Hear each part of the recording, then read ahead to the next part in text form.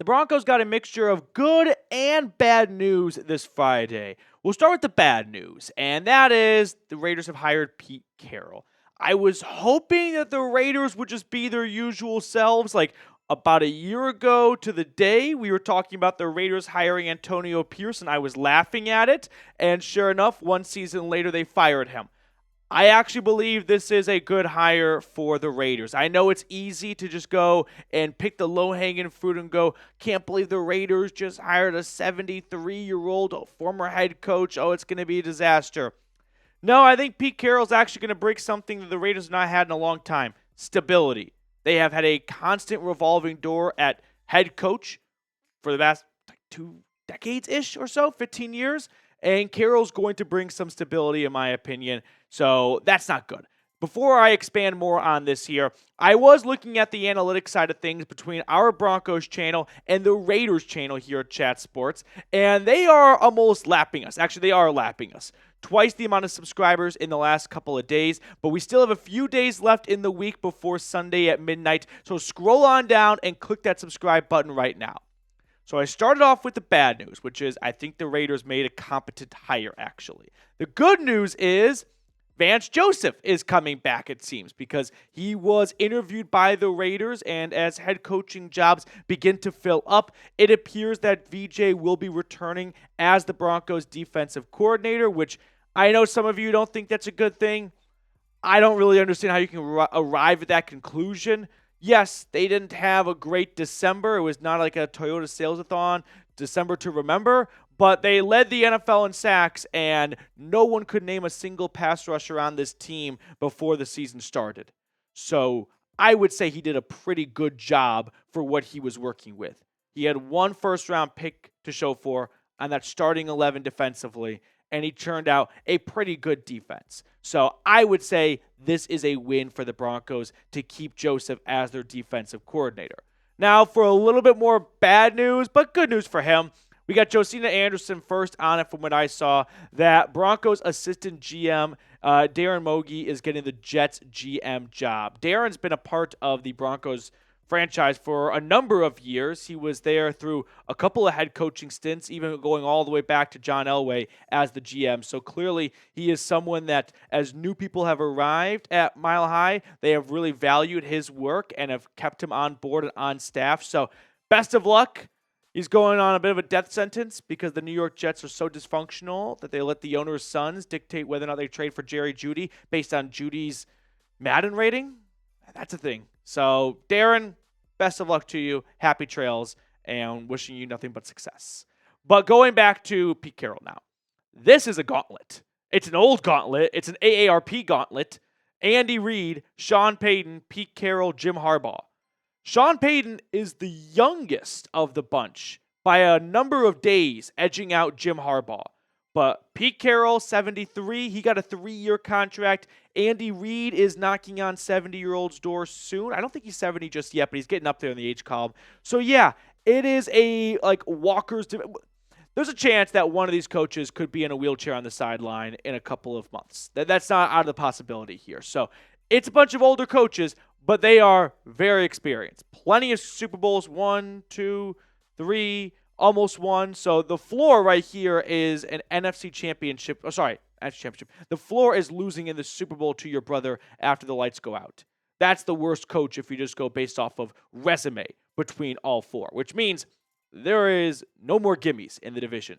Not that the Broncos ever had gimmies for the last couple of years, but last season the Raiders games were on the, I would say, easier side of things, but the Raiders were just so incompetent and not a well-run team that if you look overall, Denver's 10 wins from 2024, the 2 against the Raiders were 2 of their easier games. I think we can all agree on. That is not going to be the case in 2025. So when you look at Denver's upcoming schedule, we don't know the where and the we don't know the when yet, but we know the who and we know the where. And you can look at their home opponents along with their road opponents, and you've got your usual suspects in the AFC West. Thankfully, I would say the Broncos have an easy-ish schedule based on the divisions they are playing. Like the AFC South continues to suck. So you're playing the Jags and the Titans, 2 teams picking top 5. The Cowboys kind of look like they're going backwards. The Giants are picking 3rd. The Bengals are going to be a tough out. The Packers are a good team. but you've got some very winnable games at home for sure. And then you look at the road opponents here. Going to Houston, that won't be as easy. Same for Indianapolis, and same for the Eagles and the Commanders, two teams playing in the NFC Championship game this Sunday. The Jets are the Jets, so I'm never going to take them seriously. But you've got some very manageable games for sure at home. Obviously, we shouldn't get too attached to schedules because so much can change during the season based on availability. But this is a pretty hot take right here, and I don't believe it with every fiber of my being, but I'll toss it out there. Every AFC West team goes above 500. I just think Pete Carroll is that good of a coach where he can step into Las Vegas and just get people in line and get things operating efficiently and smoothly. And I would not be surprised if the AFC West with Pete Carroll and maybe, we'll talk about later, Russell Wilson at quarterback churn out 9 wins. The Steelers did that this year. And the Raiders' defense is nowhere near the Steelers' defense. But I think Carroll's going to do a good job of getting the best out of his players. So I wouldn't be shocked if we have 4 teams all go above 500, which sounds borderline impossible. It happened last year, 2 years ago. Well, last year, the AFC North with the Browns, the Steelers, Browns, Steelers, Ravens, Bengals, all those guys. They all went above 500. So it's not impossible. Yeah, last year. So let me know in the comment section. Who do you think is going to have a better record in 2025? The Broncos or the Raiders? I think the Broncos will still have a better record, but I do believe that the Pete Carroll hiring is a good move by Las Vegas, especially when you look over the current options out there. You want to do Dion to get butts in seats? Who knows how that's actually going to work out? I can tell you Pete Carroll does not have a very low floor. He has always kept things pretty shoulder above when it comes to wins in Seattle, and I expect the same in Las Vegas. Now, next up on the show, I want to talk about Russell Wilson potentially joining his old head coach in the Sin City. But first, I do have to give a quick shout out to our friends over at Game Time. Game Time is an awesome place to check out if you want to go to a Nuggets game, an Avs game, or any other sporting event in your local area. They have this thing called the Game Time Picks, and what that does is it filters out the fluff to show you only incredible deals on great seats so you don't have to waste time searching through thousands of tickets. One thing I really like about Game Time is their all-in pricing option. Toggling this feature shows the total upfront cost with no surprise fees at checkout. So take the guesswork out of buying tickets with Game Time. Download the Game Time app, create an account, and use code CHATSPORTS for $20 off your first purchase. Terms apply. Again, create an account and redeem code CHAT Sports for $20 off. I put all that information in the comments and description of today's video. Download Game Time today. Last minute tickets, lowest price, guaranteed. So let's discuss Russ potentially returning to the AFC West, reuniting with his old head coach, because as soon as Carroll was announced as the new head coach for the Raiders, we already got some rumors out there that we might see Russell Wilson team up with Carroll yet again. I'm not entirely sure who is to blame for the divorce in Seattle between Russ and the Seahawks. My understanding was Carroll always took Russ's side. That when Russ joined that team, he was a rookie that put his head down, and the defense largely carried them. And then as the defense started to go down and the offense started to rise, people on the defense were getting a little bit annoyed with Russell Wilson's antics, his entourage, and there were always some disputes and disagreements, and Carroll always took Russ's side, and they kept Russell Wilson for maybe a season or two longer than other people wanted to because of Pete. Now, that's just what I've heard. Obviously, these two know a lot more, but it appears that they have a good relationship. When Carroll retired / was pushed out by the Seahawks, Russell Wilson went back to Seattle to celebrate with Carroll and some other former Seahawks players as well. So I would not rule out Russ, the free agent, going, I could go back to Pittsburgh, but I'm not even sure the Steelers want me right now, right? We ended the year on a 5-game losing streak, and a lot of those losses were kind of on my hands. If there's another team out there that wants to give me a shot, I'm all ears. Plus, Russell Wilson last offseason, he wanted to go to the Raiders, according to Ian Rappaport.